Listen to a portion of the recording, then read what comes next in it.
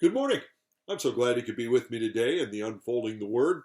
We're continuing in the midst of the book of Daniel, verse by verse, working our way through it. We're in the fourth chapter, a chapter about a dream that God had sent to Nebuchadnezzar.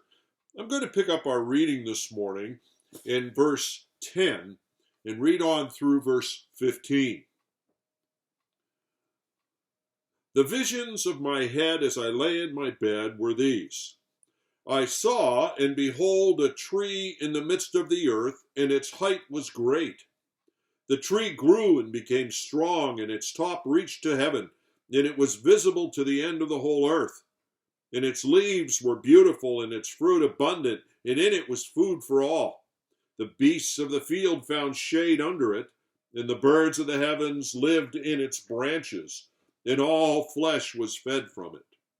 And I saw in the visions of my head as I lay in bed, and behold, a watcher, a holy one, came down from heaven.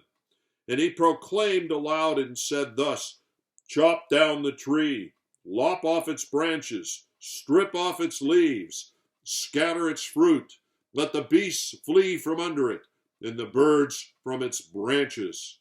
But leave the stump of its roots in the earth, bound with a band of iron and bronze, amid the tender grass of the field. Chapter 4 in the book of Daniel, as you've been learning, as we're in it together, is a post description. What I mean by that is Nebuchadnezzar is looking back over the events that transpired over more than an 8-year period. Those events involved a dream, its interpretation, the rejection of that interpretation, and then the implementation of God's judgment in his life. Essentially, it's a dream and it's a chapter that describes to us and explains to us the process of how King Nebuchadnezzar finally came to his senses about who God is and what relationship with God is all about. Now today, he's giving the details of his dream to Daniel, having postponed pulling Daniel into it until he'd exhausted all other ways of trying to get an answer to this troubling dream that God had sent him. Now, as I read to you these verses today, one of the things we saw is that this dream in chapter 4 was about a huge tree. Now remember, the dream back in chapter 2 was about a huge statue, which had a focus on the unfolding kingdoms over time under the sovereignty and lordship of God over history that God was helping us to see would lead eventually to his kingdom, eternal kingdom. Now the dream is about a huge tree, an enormous tree. It's a tree that it tells us grew to provide fruit and protection for all.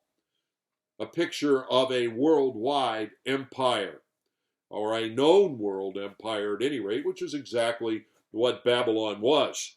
The tree, as it's described to us in these verses, is presented as strong, impressive, beautiful, fruitful, helpful even for all of the beasts and the birds and so forth.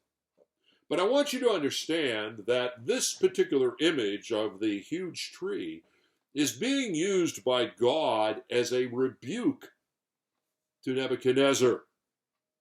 Now, how do we know that?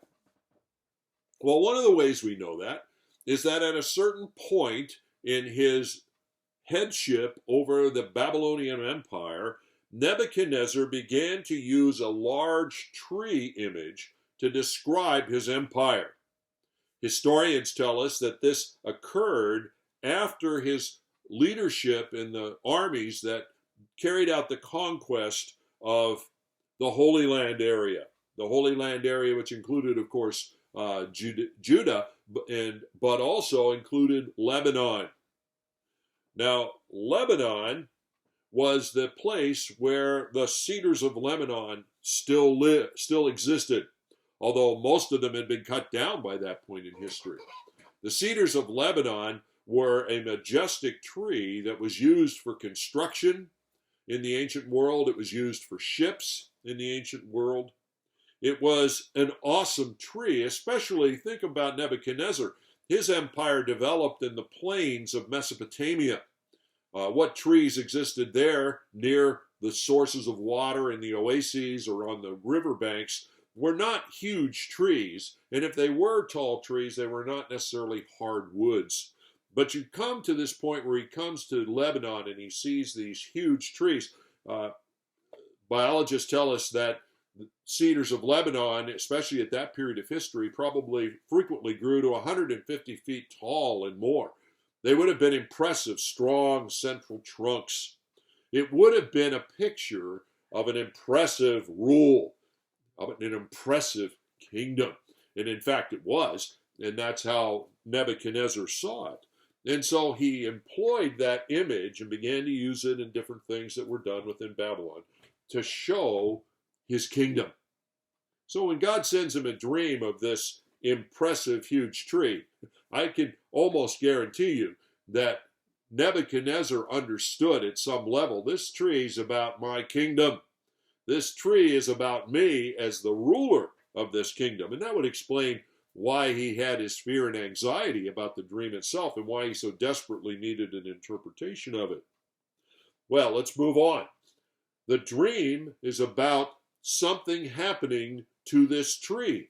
It's a dream about judgment, really. The tree is cut down.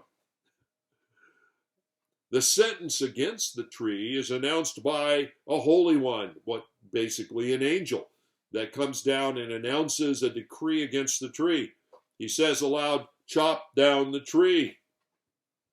Now this tree, again representing his kingdom, and I think again to some degree the king understood this tree was not merely cut down. All the branches were lopped off of it. All of the leaves were stripped away from it. All of the fruit was scattered from it. And what it had been producing and providing for so many, it was unable to produce and provide now. It was a total disruption of the tree.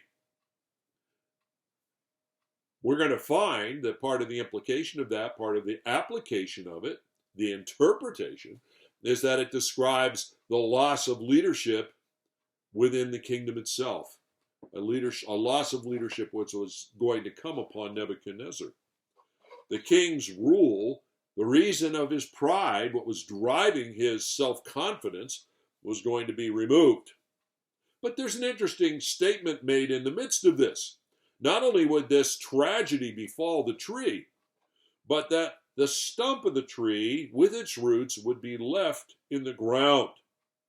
It would be bound up with iron and bronze, but left in the ground.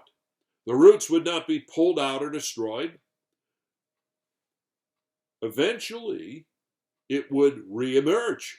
Eventually, it would grow back. For a period of time, however, the stump, the tree, would be lost, but eventually come back.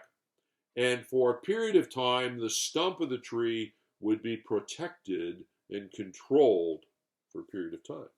Now, obviously, the tree that's being talked about here is not just the kingdom of Babylon, but more specifically, Nebuchadnezzar, the tree of people, the one who was the ultimate successful, competent man.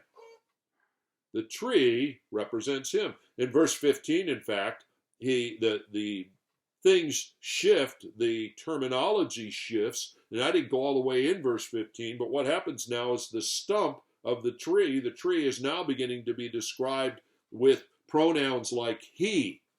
So obviously, what's going on here is this image of the tree represents Nebuchadnezzar, his kingdom certainly, but essentially, centrally, Nebuchadnezzar.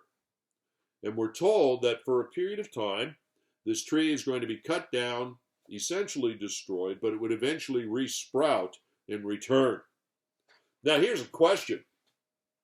How could a fallen political leader ever be returning in the sense? How could it go that his kingdom would not be taken over and others rise to power? Remember, the dream is about a 7-year period of time where this tree would be down to a stump form.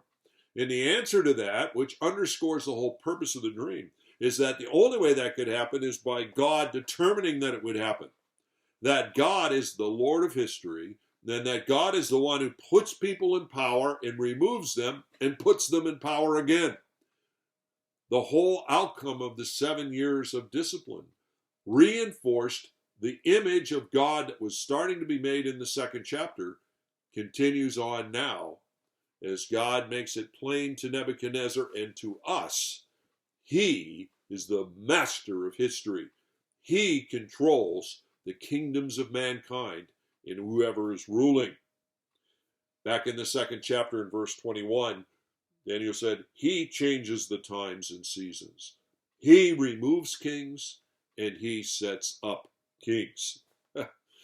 Well, join me tomorrow as we continue to look at the dream and learn more of the details about how this dream unfolds. God bless.